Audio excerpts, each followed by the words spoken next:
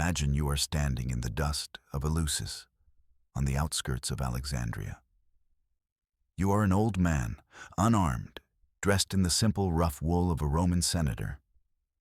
In your hand, you hold nothing but a wooden stick. Marching toward you is the ground-shaking reality of the Seleucid army. At its head stands King Antiochus IV, clad in polished bronze armor, surrounded by generals, confident in his conquest of Egypt. He recognizes you from years past and extends his hand in a gesture of diplomatic friendship. You do not take it. You do not smile. You hand him a tablet, a decree from the Senate demanding he withdraw. The king reads it, looks at his army, and says, "I will consult with my advisors." You know this tactic. It is the language of delay. You step forward. You press the tip of your stick into the sand and draw a circle around the king where he is standing. You look him in the eye and say, "Before you step out of this circle, give me an answer for the Senate." The king freezes. The army goes silent. He looks at the line, then at you. He says, "I will do as the Senate decrees." You are Gaius Popillius Laenas. This is the historical moment you drew a line in the sand. The mechanics of your victory are precise. You did not defeat the king with force. You defeated him with geometry. The circle was a binary tool. It stripped away the nuance, the negotiation, and the delay. It created a kill box for ambiguity. Inside the circle was submission. Outside was war. By drawing that line, you inverted the power dynamic. The king had the swords, but you had the boundary. You demonstrated that true authority is not about the capacity for violence, but the clarity of limits. The philosophical paradox is clear. The unarmed man controlled the army because he controlled the definition of the space. The inability to replicate this clarity in your own life is not a personality flaw. It is a biological glitch. You are not a coward. You are a prisoner of your own evolution. Humans are an obligate gregarious species. For the vast majority of history, survival was contingent upon inclusion in the tribe. To be ostracized was to die. Consequently, your brain evolved neural pathways to detect and avoid social rejection as if it were a predator. When you consider declining a request, your anterior cingulate cortex lights up. This is the exact region that processes physical pain. The discomfort you feel is not an emotion. It is a distress signal generated by the amygdala.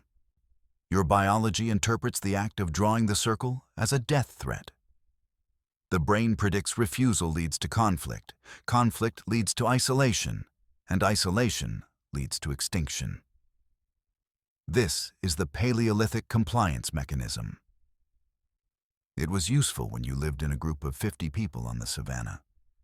It is maladaptive when you live in a hyper-connected digital society where requests for your time are infinite. You are running legacy software on modern hardware. The guilt you feel is a false positive. It is a misfiring of the empathy circuit. You are not protecting the tribe. You are merely servicing the dopamine loops of others. You are prioritizing the mild disappointment of a stranger over your own physiological homeostasis. The biological cost is high. Chronic compliance leads to cortisol dysregulation, decision fatigue, and degradation of the self-concept. You become a resource to be mined by others rather than an agent of your own will. This biological error traps you in a psychological prison we call the validation treadmill. This metaphor describes a system where your sense of worth is pegged to a fluctuating external metric, the approval of others. You believe that by saying yes, you are purchasing security. You agree to the extra project, the unwanted social gathering, the unreasonable deadline. You view each yes as a deposit into a social bank account that will yield dividends of safety. But the mechanism functions in reverse. This is the logic error. In economics, this is called hyperinflation. The more you print the currency of your time, the less value it holds. When you say yes automatically, you signal to the market that your time has zero scarcity. Low scarcity equals low value. People do not respect what is easily obtained. By agreeing to everything, you are not building an identity of reliability. You are building an identity of utility. You become a tool, an extension of someone else's workflow. The pain point you feel, the resentment, the burnout, the stretching, is the friction of the treadmill. You run faster to maintain the same level of perceived social safety, but the requirements keep increasing. The validation treadmill creates a deficit of agency. You begin to suffer from identity lag, where your actions are perpetually out of sync with your values. You have become Antiochus, stalling for time, hoping the decision will make itself. You have forgotten how to be Popillius. To dismantle this treadmill, we must look to the ancient school of Cynicism, specifically the concept of Autarkeia. While often dismissed as mere rudeness, Cynicism is a rigorous discipline of value reassessment. It posits that the only true currency is one's own reasoned choice, or prohairesis. Everything else is indifferent. It is external data with no inherent moral weight. The Stoic Epictetus, influencing this line of thought, stated, "If you wish to improve, be content to be thought foolish and stupid with regard to external things." This is the core instruction. The goal is not to be liked. The goal is to be coherent. The pain of saying no stems from the desire to control something you cannot. The opinion of the other person. You try to manage their disappointment. You try to engineer a reaction where they still like you despite the refusal. And this is a violation of the dichotomy of control. You control your intention and action, the circle. You do not control their perception, the army. By attempting to curate their emotional state, you enslave yourself to it. The philosophical angle requires a shift from social preservation to rational integrity. You must accept the sunk cost of disapproval. It is the price of admission for autonomy. To operationalize this philosophy, we must replace willpower with policy. The first tool is the categorical policy. The operational failure in saying no arises because you evaluate every request on a case-by-case basis. You treat every email and invitation as a unique negotiation. This requires significant willpower and decision-making energy, both finite metabolic resources. By mid-afternoon, your prefrontal cortex is exhausted. Decision fatigue sets in. In this state of depletion, the brain defaults to the path of least resistance. Compliance. You say yes simply to end the deliberation. The solution is to pre-decide. Establish hard, binary rules for specific categories of requests. You are not making a choice in the moment. You are enforcing a standing order. For example, implement a policy that you do not take meetings before 11 a.m. Implement a policy that you do not engage in unpaid consulting calls. Implement a policy that you do not attend social events on weeknights. When a request violates the policy, the refusal is automatic. You do not reject the person, you reference the policy.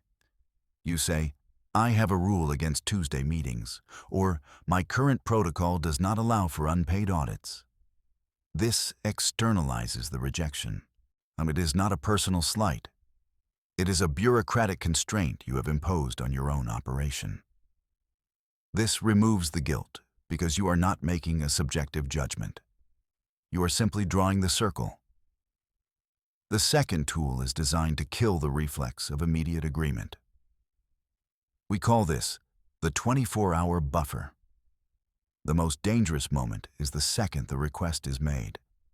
The pressure is highest face-to-face or on the phone, and silence demands to be filled. Your biological need to please, the Paleolithic compliance mechanism, is triggered by the immediate presence of the other person. You feel the urge to resolve tension by agreeing. To counteract this, you must never agree in real time. You must introduce a mandatory latency period. Your standard response to any new input must be, "Let me check my capacity and get back to you tomorrow." This phrase buys distance. It allows the cortisol spike to dissipate. It allows you to consult your calendar not as a vacuum waiting to be filled, but as a defensive perimeter protecting your essential work. When you review the request in the cold light of isolation, devoid of the other person's expectant gaze, you can evaluate it logically. Does this align with your objectives? Is this a wise use of non-renewable time? You will find it infinitely easier to send a refusal via text or email 24 hours later than to say no in the moment. You separate the stimulus from the response. You move the decision from the emotional center of the brain to the rational center. The meeting between you and Antiochus ends with the king withdrawing his army. The circle in the sand eventually blew away, but the boundary it established changed history. The fear that saying no causes the sky to fall is an illusion generated by a primitive brain trying to survive a prehistoric environment. The reality is, the consequences of refusal are rarely as catastrophic as the consequences of resentment.